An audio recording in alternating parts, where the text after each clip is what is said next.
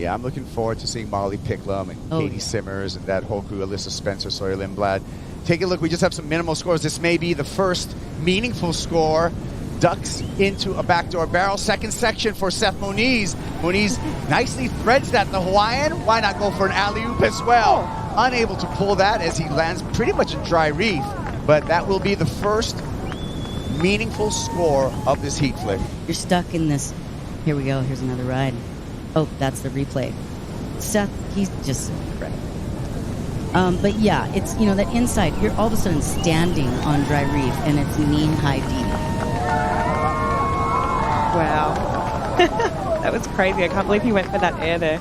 I mean, Rochelle, how do you make the decision in that moment? You know, is there something that do you look out the back? Do you look for sets? Do you think, oh, okay, I'm going to try punch it back out the back? Or do you always commit and always just do the paddle around? Here we go. And another wave. Ramzi Pipeline.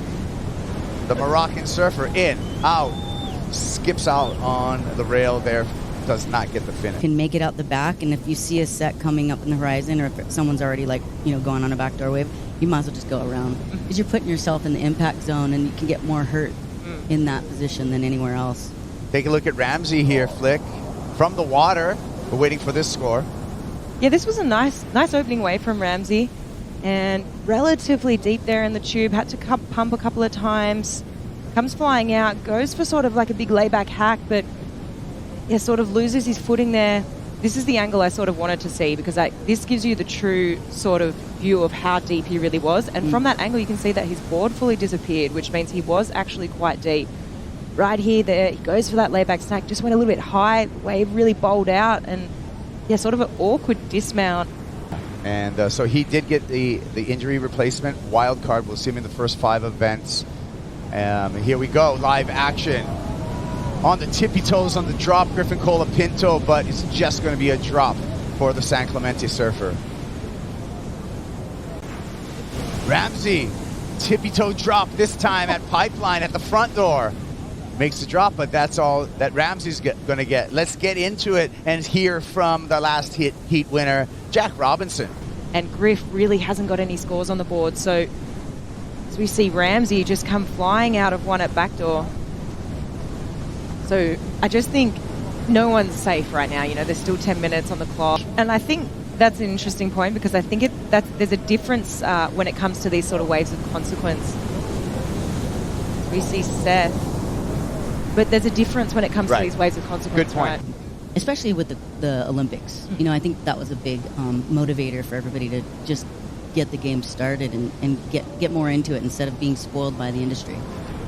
Griffin Colapinto on a grinder, and he grinds through that section, grabbing the rail, manipulating the board, pumping up and down. It wasn't easy water. It was a thick lip. What about that wave? Wow.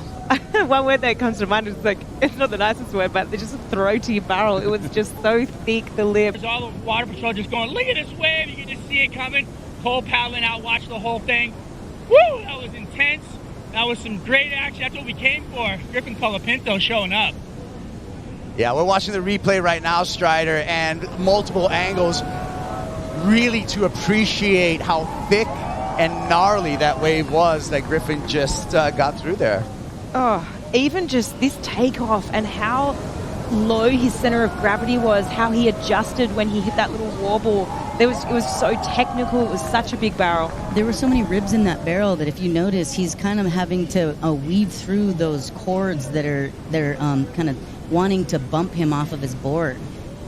If you notice, he's up and then he goes down, then he finally rises to get out of it. So that was just so beautifully surfed. Mm-hmm.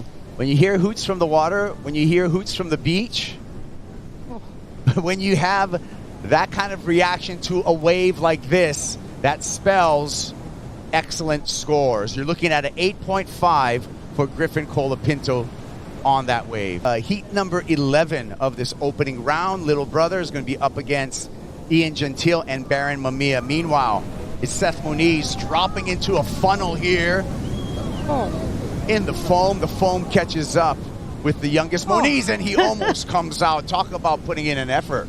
Oh, it's amazing. Colapinto drops in.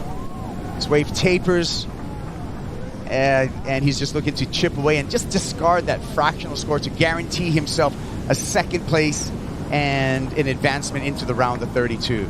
As we take a look at all the numbers here, thank you, Rochelle, for joining us. And the action's going to continue, gang. Stay tuned. Thanks, Flick. We're going to bring in Joe Turpel.